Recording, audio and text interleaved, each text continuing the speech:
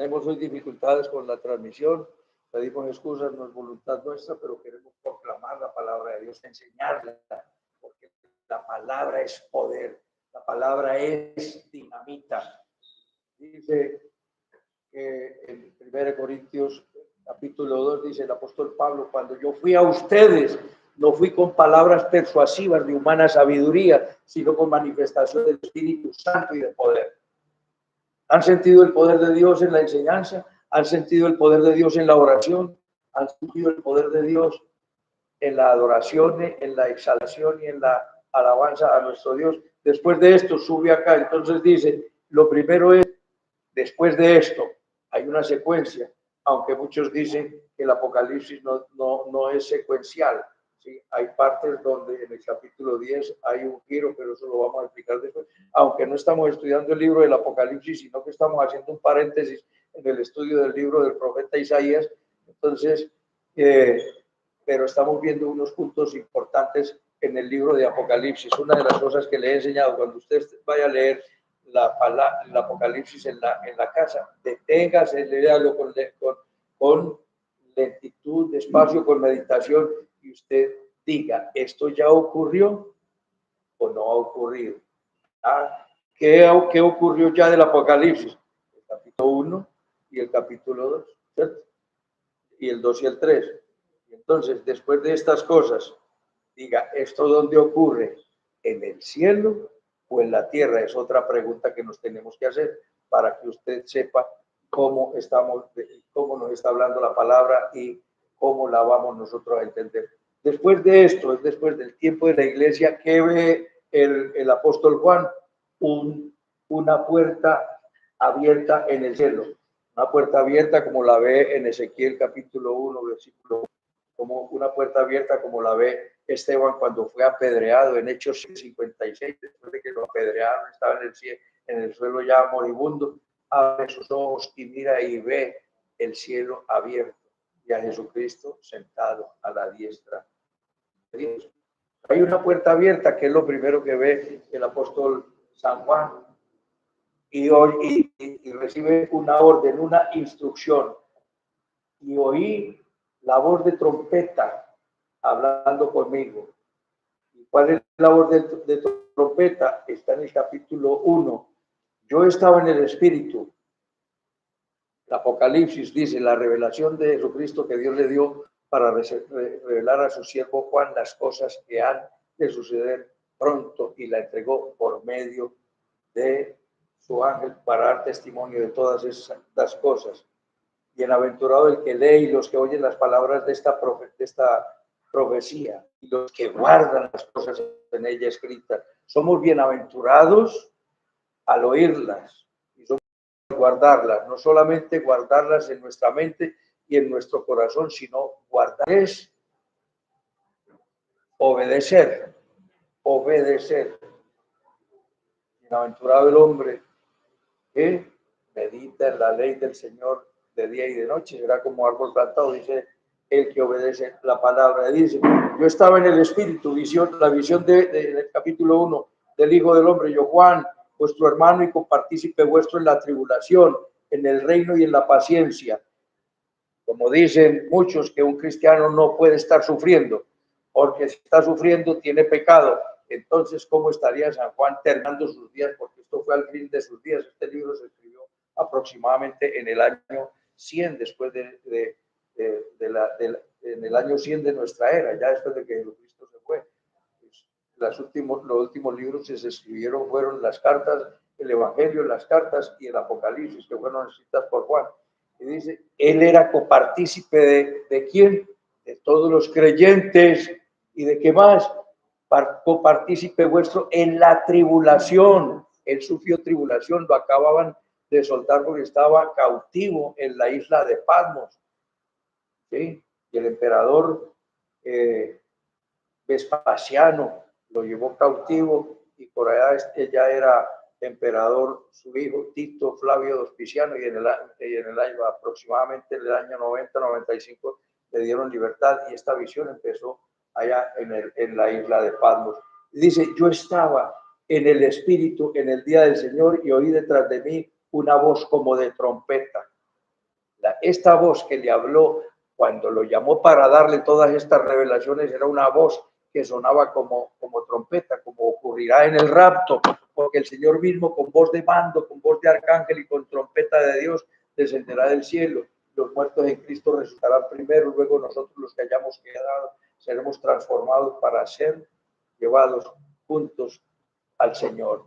Con voz de trompeta, es una voz resonante, una voz potente, y era la voz que le estaba dando la revelación y le dice, aquí está todo lo que te voy a contar, escribe el mensaje a las 7 iglesias, Éfeso, Esmirna, Pérgamo, Tiatira, Sardis, Filadelfia y la Odisea. Eran 7 iglesias en Asia Menor y era esas iglesias la tipología de cada una de las iglesias en el comportamiento en estos 2000 años. Ya después estudiaremos con eso. La iglesia característica de Éfeso es la iglesia del primer amor, la de Esmirna, la iglesia perseguida, pero ese no es el tema de hoy, sencillamente para decir, la iglesia, los 7 comportamientos los ha tenido la iglesia durante los 2000 años, pero ha habido un comportamiento preponderante en determinado tiempo cuando la iglesia se apagó. ¿Cuándo se apagó la iglesia? Después del año 300, cuando Constantino se convirtió al cristianismo.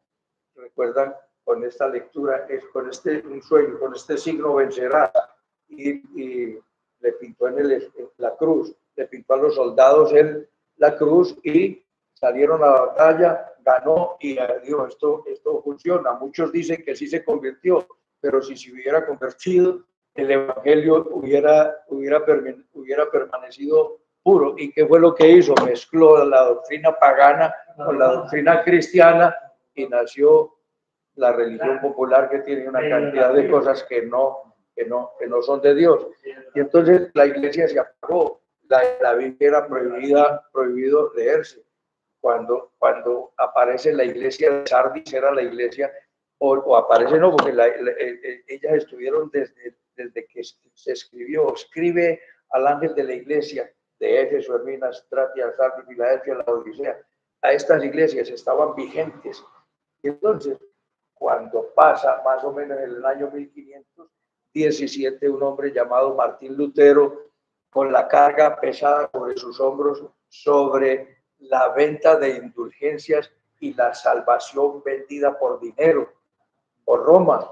Ese hombre se rebeló, y cuando yo no conocía las Sagradas Escrituras y oía hablar de Martín Lutero, era como si me hablaran del diablo, porque nos enseñaron que era un hereje y fue el que rescató la salvación por la fe, porque él en su lucha por todo esto, postrado y arrodillado delante del Señor, leyendo Romanos 1:16, dice, no me avergüenzo del evangelio porque es poder de Dios para salvación a todo aquel que cree. Con ese versículo que está en Habacuc 2:4, y de ese versículo se escriben 3 libros. El justo por la fe vivirá. Con ese versículo se escriben 3 libros en el Nuevo Testamento. ¿Saben cuáles son? El libro de Romanos, el libro de Gálatas y el libro de Hebreos. Pero volvamos a nuestro tema. Entonces, la voz de trompeta me estaba hablando, sube acá y te mostraré las cosas que sucederán pronto. Es decir, ya ocurrió esto, lo que estamos leyendo en el capítulo 4, va a ocurrir. Se los acabo de decir, esto ya ocurrió o esto no va a ocurrir. Apocalipsis 4 no ha ocurrido. Mucha gente les puede preguntar, ¿en qué sello estamos viviendo? Porque lo primero que se abren es el rollo y se quitan los sellos, el rollo de la titularidad de la tierra y de las cosas que van a ocurrir en la gran tribulación. ¿Ustedes saben en cuál sello estamos viviendo en este momento? En ninguno, porque no se ha abierto el primer sello, porque la iglesia no ha sido raptada, porque el anticristo no se ha manifestado, porque este sube acá es después de esto. Después de esto es la época de la iglesia. Se está moviendo el celular. Bueno, entonces después de esto es la época de la iglesia. Y la época de la iglesia es cuando viene Pentecostés. ¿Cuándo nace la iglesia? En Pentecostés. ¿Hasta cuándo está la iglesia en la tierra? Hasta el rapto. Observarán ustedes una cosa, ustedes leen Apocalipsis capítulo 2 y capítulo 3 y terminan todas las cartas diciendo, el que tiene oídos, oiga lo que el Espíritu dice a las iglesias. Entonces mucha gente dice que la iglesia pasa por la gran tribulación. Y no. En Apocalipsis, después del capítulo, en el capítulo 4, el sube acá, es el rapto. Y en Apocalipsis 13:9 dice, si alguno tiene oídos, oiga. Pero ¿por qué no dice ya como dijo en el 2 y 3? Si alguno tiene oídos, oiga lo que el Espíritu dice a las iglesias. Cuando está diciendo que tiene oídos, oiga lo que el Espíritu dice a las iglesias, la iglesia está en la tierra y se le está hablando a la iglesia. ¿Cierto? Entonces, y en Apocalipsis 13 no se vuelve a mencionar del Apocalipsis 4, no, la iglesia sube al cielo. Inclusive, usted busca en Mateo 13:9, está en Apocalipsis 13:9 y en Mateo 13:9. En el capítulo 13 de Mateo es el capítulo de las parábolas del reino. La parábola del sembrador, la parábola del trigo y la cizaña, la parábola de la mostaza, la parábola de la levadura. Son siete parábolas que tienen que ver, tienen una correlación y una hermandad con este mensaje a las 7 iglesias. Entonces, cuando dice en Apocalipsis 13, en Mateo 13:9, dice, el que tiene oídos, ¿qué?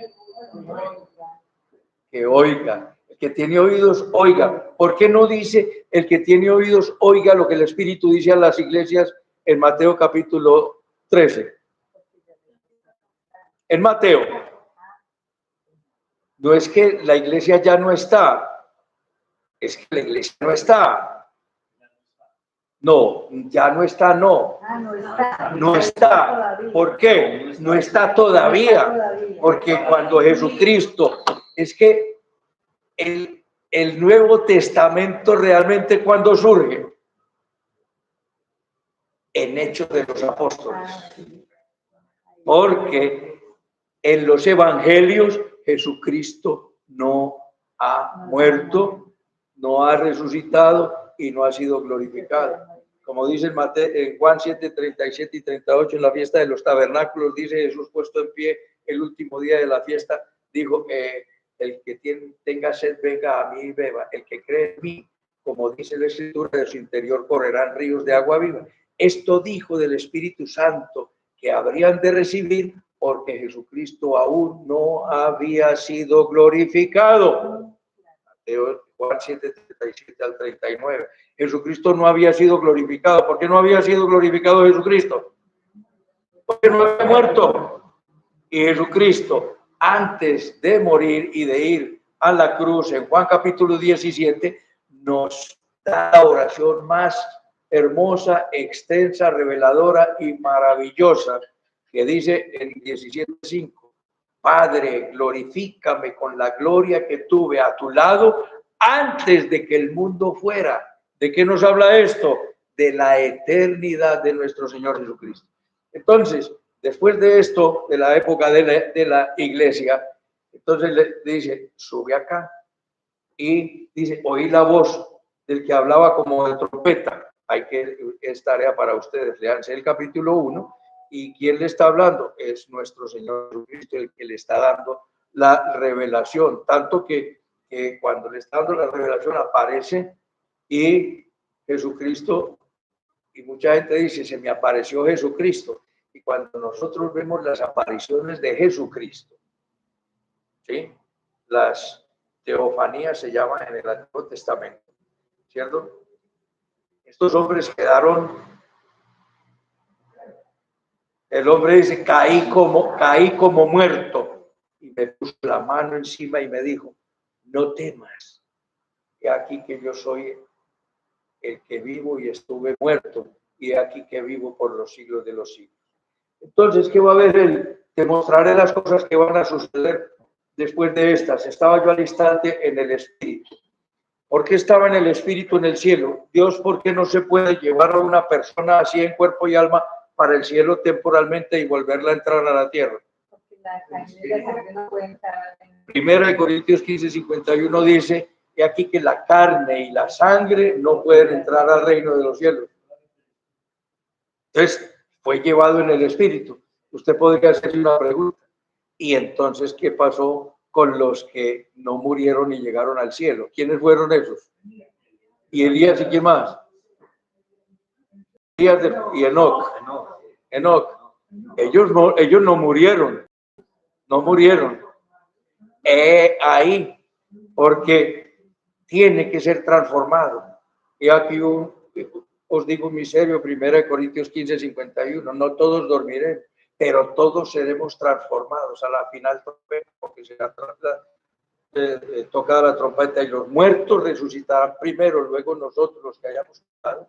Dice, porque esto corruptible se tiene que vestir de incorrupción y esto mortal se tiene que vestir de inmortalidad. ¿Dónde está muerte tu aguijón? ¿Dónde, oh sepulcro, tu poder? Más gracias sean dadas a Dios que nos da la victoria por medio de nuestro Señor Jesucristo. De manera que para que Enoc y Elías, que fueron llevados vivos al cielo, ellos no murieron, fueron llevados al cielo. Por eso dice la gente que lo más seguro es la muerte. Lo más seguro es un candado. ¿Cierto? Lo más seguro no es la muerte, porque Elías no murió, porque no murió, y porque yo estoy convencido y seguro de que nosotros no moriremos, porque el rapto está tan cerquita que el Señor mismo descenderá del cielo y los muertos de Cristo resucitan. Los que se murieron después de Jesucristo hasta hoy que murieron. Si Jesucristo, una persona que murió ya y Jesucristo apareció, entonces se murió para resucitar en mí. Si tiene a Cristo. Durante el rapto hay una transformación. Durante el rapto, no, antes del rapto, porque primero viene Jesucristo en las nubes y entonces los muertos en Cristo resucitan. Cuando ellos resucitan en cuerpos transformados, como el de nuestro Señor Jesucristo. Esto se lo pueden leer en 1 Corintios 15, cómo resucitarán los muertos, con qué cuerpo, ¿verdad? De hecho, lo que tú siembras no se vivifica, sino muere antes. Porque una es la gloria del sol, no toda carne es la misma carne, una es la carne de las aves, otra la carne de los peces, otra la carne de las bestias. Una es la gloria del sol, otra la gloria de la luna, otra la gloria de la estrella, ¿cierto? Entonces, se siembra en corrupción y se resucita en incorrupción. ¿Qué se siembra en corrupción? Esta carne que se corrompe. Por eso dice el Salmo 16, hablando de Jesús, un salmo mesiánico, no dejarás que tu santo vea corrupción. El cuerpo de Jesús no se podía dañar. ¿Por qué? Porque por él corría sangre divina. No dejarás que tu santo, aunque el Papa Francisco decía que por las venas de Jesucristo corría sangre pagana, herejía pavorosa, de las más pavorosas que he oído. Entonces, resucitan los muertos que perecieron después del nacimiento de la iglesia, ¿cierto? Y resucitan, y nosotros los que estemos, si Él llega en este momento, somos transformados en cuerpos como los de ellos, en los mismos cuerpos de gloria, porque nosotros tendremos un cuerpo a semejanza del de nuestro Señor Jesucristo. Primera de Juan 3:2 dice, hijitos, aún no se ha manifestado lo que habremos de ser, pero cuando Él se manifieste seremos como Él, porque le veremos.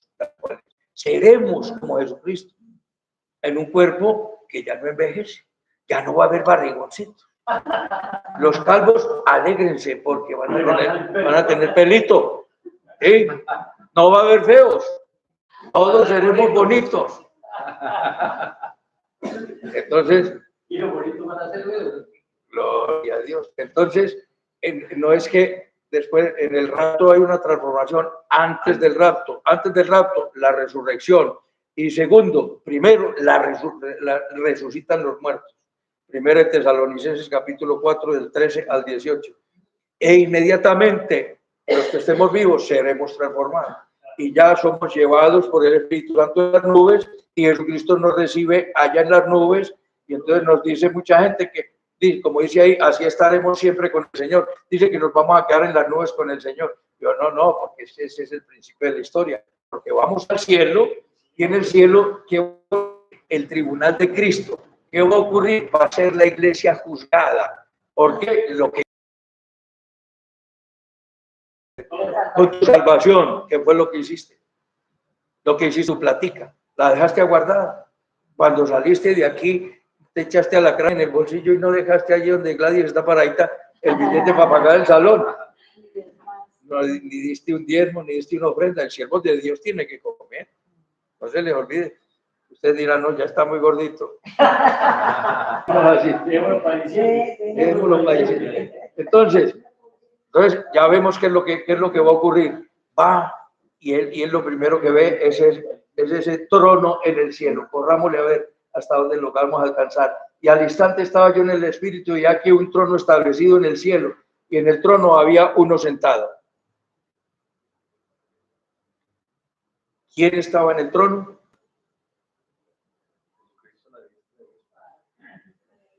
En el trono estaba el Padre.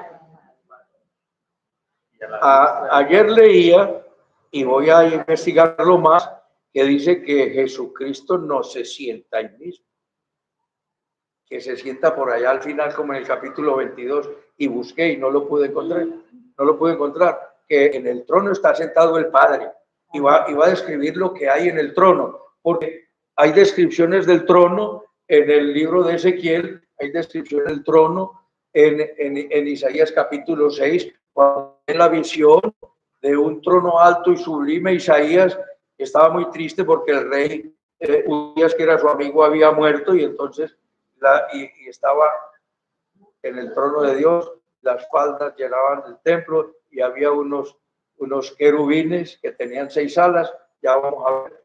Entonces hay descripción del trono de diferentes maneras. Al apóstol Pablo se le lleva al cielo, pero no se le dan revelaciones, pero no se le permite que él las manifieste de qué fue lo que vio, porque él dice, un hombre que fue llevado al cielo en el espíritu, no lo sé, en el cuerpo no lo sé, fue llevado al tercer cielo, donde vio cosas. Él está hablando como en tercera persona.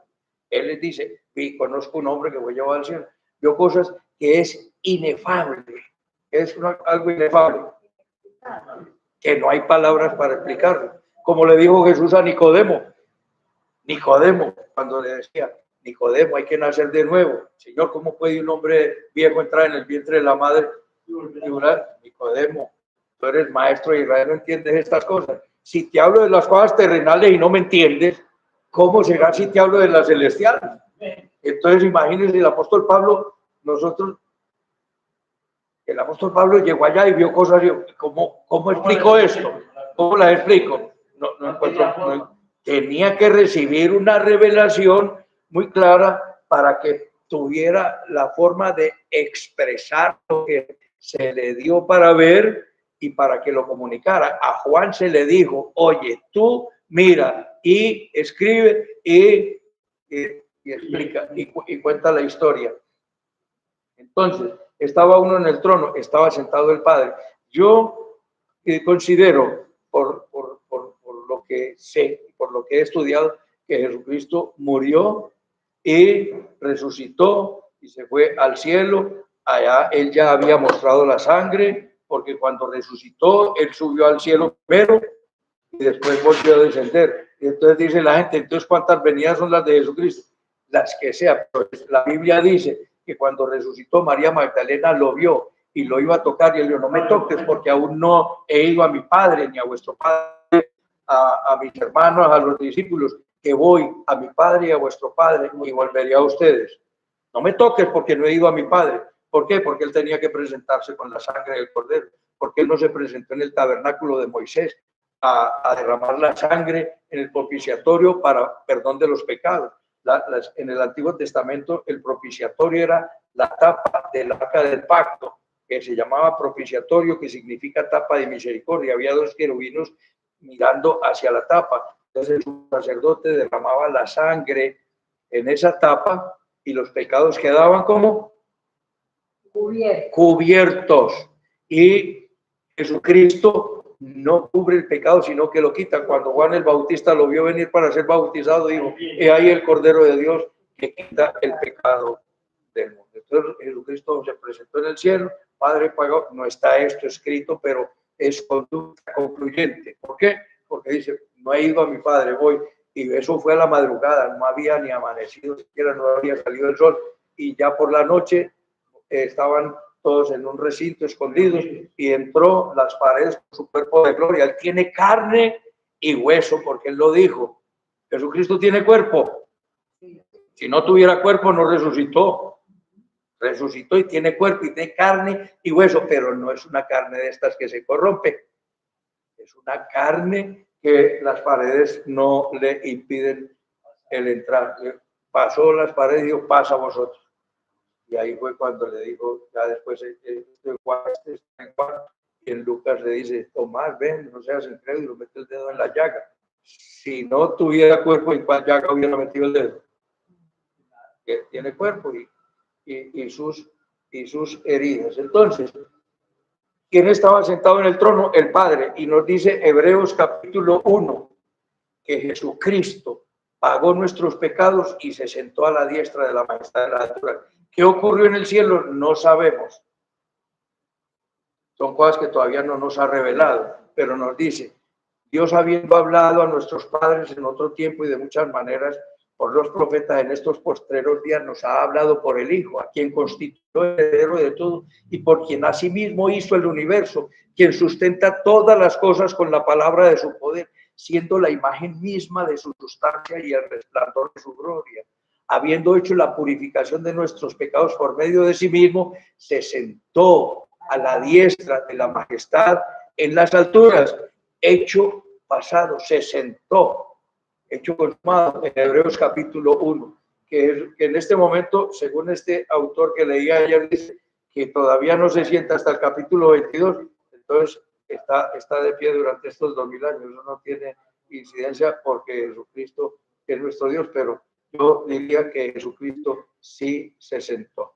Entonces, son detalles que algún autor comenta y uno lo estudia y uno tiene que mirar la veracidad de todo lo que dicen los diferentes autores. Estaba uno sentado, en el trono está sentado el Padre, y nos dice que tenía semejanza de hombre. Dice el aspecto, uno sentado, el aspecto del que estaba sentado era como semejante a piedra de jaspe y de cornalina, las dos piedras, la primera y la última piedra del pectoral, donde estaban las 12 piedras que representaban las 12 tribus de Israel. La de jaspe, todo el brillo, era como cristal que trasluce todos los colores, la hermosura de ¿cómo es que llama? ¿La qué? El diamante y la cornalina. Entonces está la sabiduría, el esplendor del trono de nuestro Padre, y la cornalina, una piedra roja semejante al rubí, donde está la ira de Dios, pero la ira de Dios obra en también la misericordia de Dios. Porque mientras obra Dios, ¿cómo puede Dios obrar la ira y la misericordia al mismo tiempo? Porque la ira es sobre los rebeldes y la misericordia es sobre los que atendimos a su llamado y hace toda la obra transformadora. Él es Dios de paz y Dios de guerra. En Éxodo 15 dice que es Dios de paz y a uno se confunde. ¿Cómo que Dios es Dios de paz? Sí. ¿Y Dios de guerra? Claro, también. Es Dios de paz para con los que le aman y guardan sus mandamientos. Y es Dios de guerra y de ira con los rebeldes, con los impíos. Y entonces había un arco iris de color esmeralda alrededor del trono. Dice, alrededor del trono. Entonces, había un trono. Después dice, alrededor del trono, un arco iris. Después dice, versículo 4, alrededor del trono. Ya vamos a ver los 24 ancianos, pero se nos fue el tiempo. Había 24 tronos y vi sentados en los tronos a 24 ancianos vestidos de ropas blancas con coronas de oro sobre sus cabezas. Entonces, esos 24 ancianos, hay mucho que se ha dicho que son ángeles, y no son ángeles. Otros dicen que son representantes de la iglesia, 24 ancianos, porque a los ángeles no hay jerarquías de ancianos, y no podemos decir que un ángel es anciano porque un ángel no envejece, ¿cierto? Ancianos que tienen miles de años, milenios, pero como no envejecen ni se deterioran. Y el anciano sí es una categoría, tanto en el Antiguo Testamento como en el Nuevo Testamento, para personas de sabiduría en la palabra, ungidas, escogidas y enviadas por Dios, aunque no esté involucrada la edad, pero la palabra anciano nos habla de la sabiduría del siervo de Dios. Un siervo de Dios tiene que ser sabio y buscar la sabiduría más que el oro y que la plata. Algunos dicen que esos 24 ancianos son los 12 patriarcas y los 12 apóstoles. Entonces, muchas conjeturas, pero al fin la Biblia no nos dice si son 24 ancianos de la iglesia o no. Dice, y oí, versículo 5. Entonces estamos viendo la visión del trono, la de los 24 ancianos, y después vamos a ver la de el himno que se canta en adoración, que nos trajo hasta acá la adoración en el cielo. Había tronos y del trono salían relámpagos, truenos y voces. Esos relámpagos, truenos y voces nos anuncian los juicios que van a empezar. ¿Y quién es el juez? ¿A dónde dice? Juan capítulo 5, versículo 22 y 23 dice que todos los juicios le fueron entregados a Jesucristo. Todo Jesucristo es el que se sentará como juez. Él pagó la deuda y el Padre le entrega.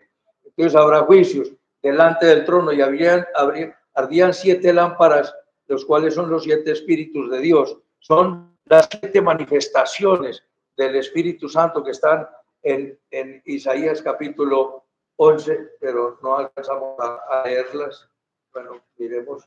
En Isaías 11 nos dice que son los 7 espíritus de Dios. Saldrá de la vara del tronco de Isaí, un vástago retoñará de sus raíces y reposará sobre él, sobre Jesucristo. El vástago que nacería, reposaría el Espíritu de Jehová con todas sus manifestaciones. El Espíritu de Jehová, 1. Espíritu de sabiduría, 2. Espíritu de inteligencia, 3. Espíritu de consejo, 4. Espíritu de poder, 5. Espíritu de conocimiento, 6. Espíritu de temor de Jehová, 7. 7, ahí están los 7. Los 7 espíritus de Dios representan al Espíritu Santo en todas sus manifestaciones.